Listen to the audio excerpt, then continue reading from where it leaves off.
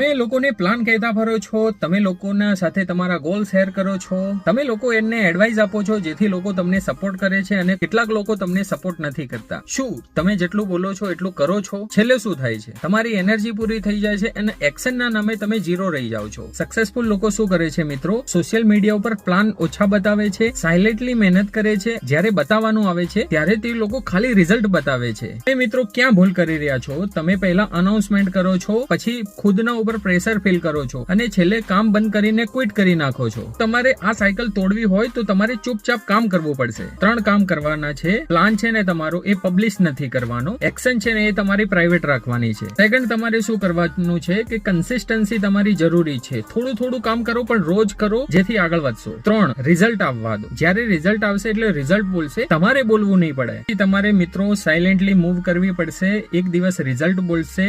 તમારે એક્સપ્લેન વધારે નહીં કરવું પડે. આજે એક્સપ્લેન કરશો તો કાલે પછતાવાનું થશે. આજે એક્શન લેશો તો કાલે રિઝલ્ટ બોલશે. મજા આવશે. વિડીયો પસંદ આવે તો લાઈક કરી નાખો અને ચેનલને સબસ્ક્રાઇબ કરી નાખો.